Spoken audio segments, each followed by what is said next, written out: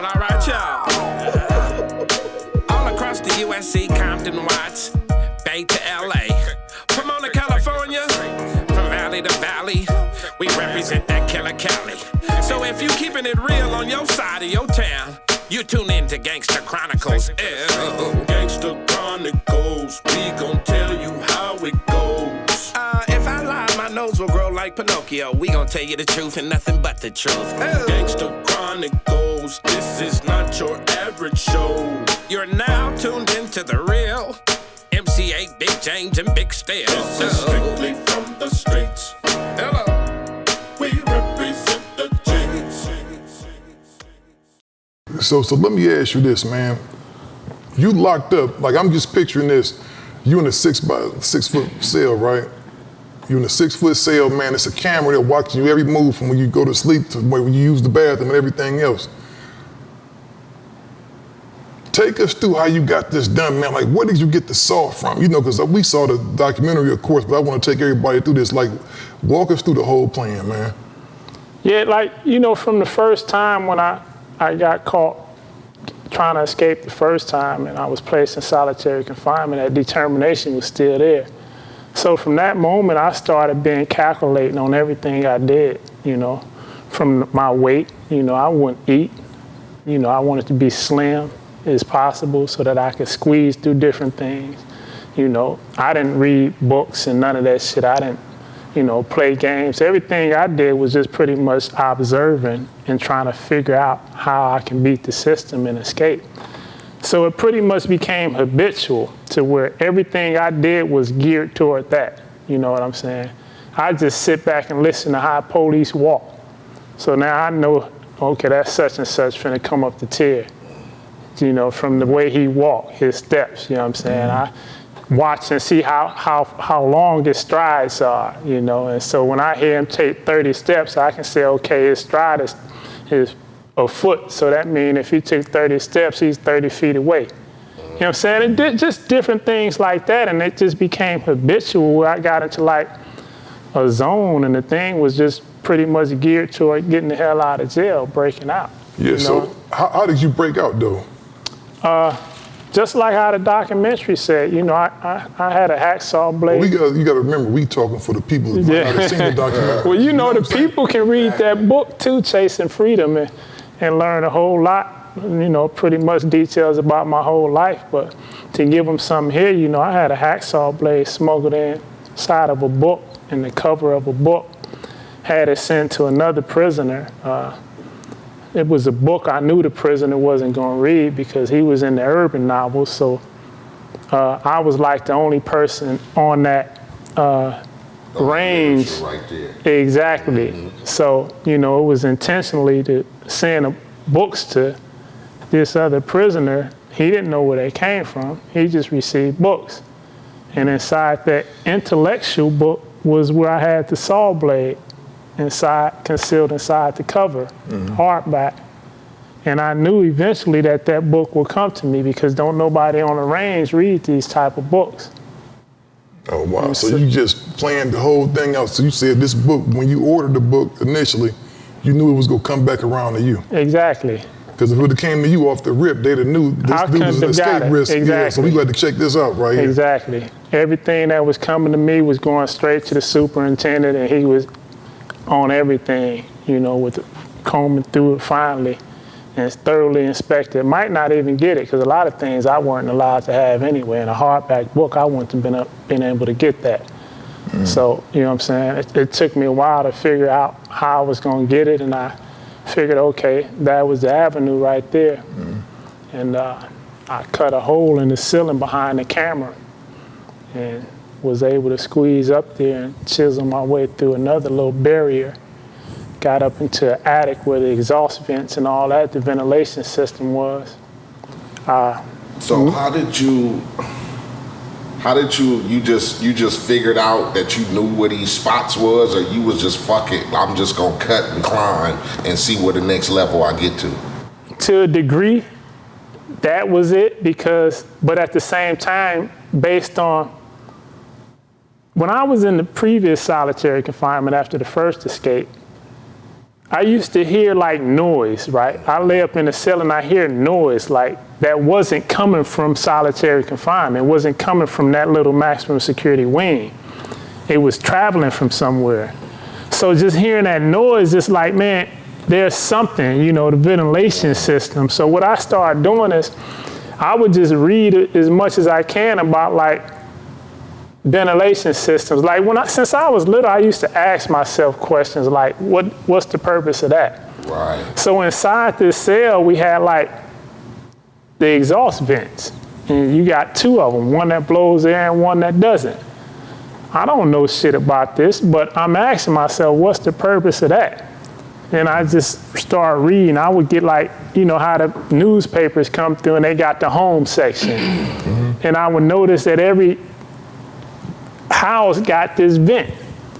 So then it's common sense, okay, if vent is there, that means that, okay, it's exhaust. That means that, you know, to release carbon dioxide and shit like that. So I assume, okay, if it's a vent on this cell, then that vent has to be leading to another vent that leads outside of this building.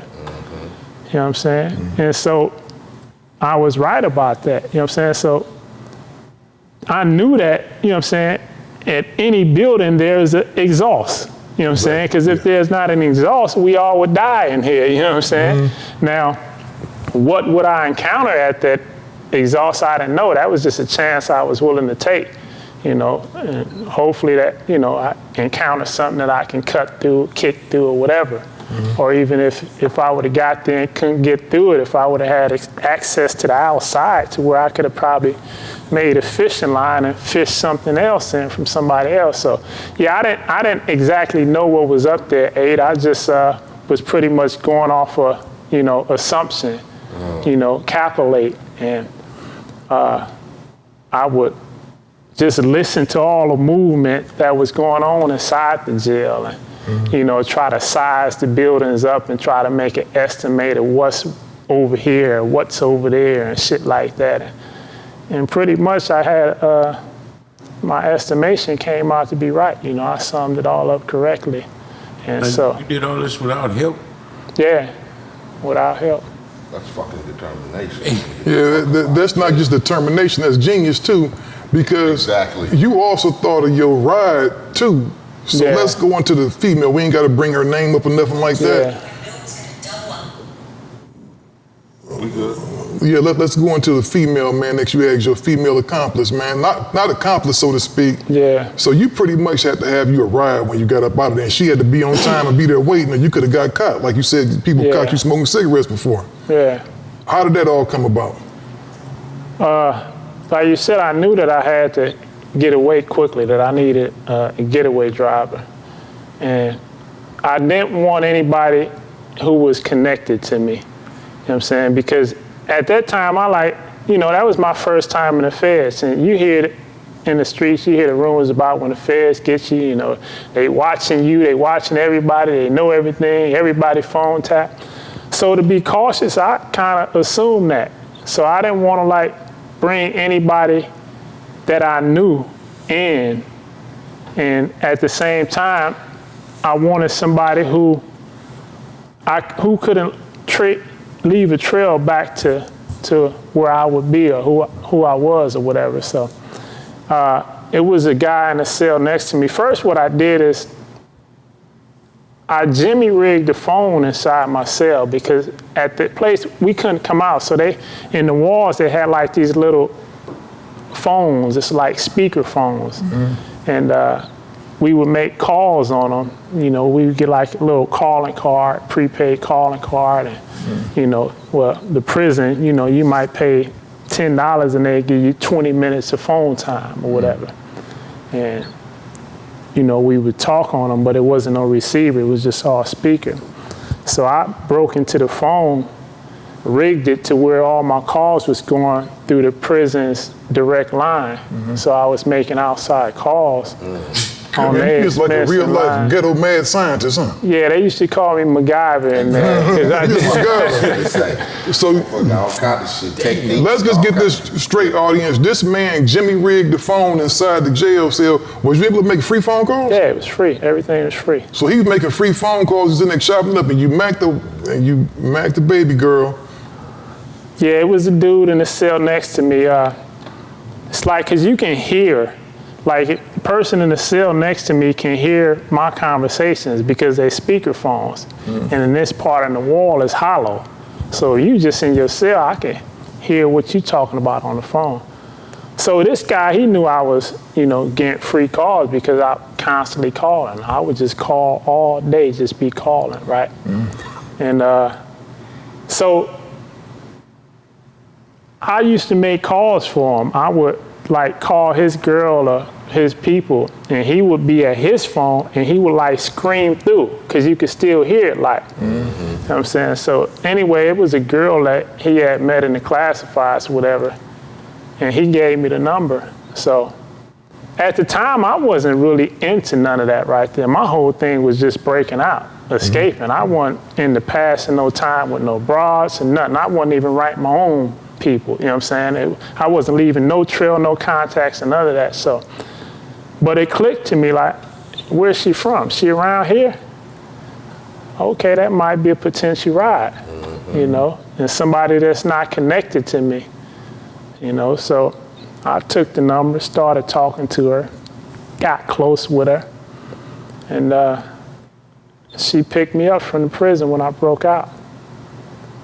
The plan was to have somebody else come pick me up and take me to Chicago while she was supposed to be going out shopping to bring a phone and other different clothes for me.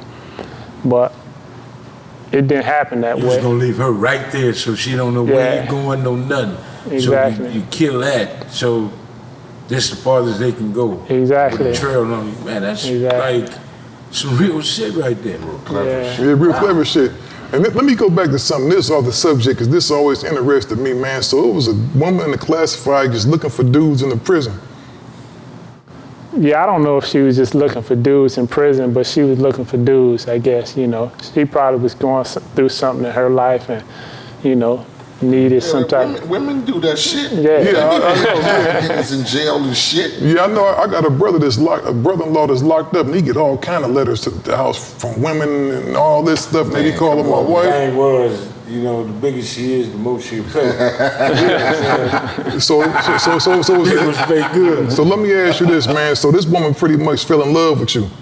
Yeah, I guess so. She was falling.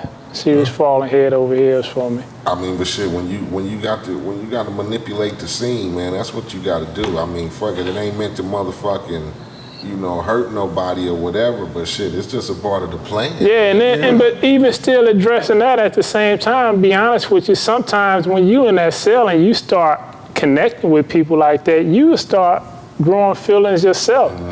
And it's not even a physical thing no more, as far as, because you might not even have to see a person. But just the fact that a man and a woman were kind of like meant to be. So just the actual communication and, to be able to bond with one another just through words. Exactly. And sometimes you will find yourself like, dang, okay, I'm feeling this person. And I'm gonna keep it 100. Before I saw her, that's how, I was feeling something. And once you saw Until her, I saw her.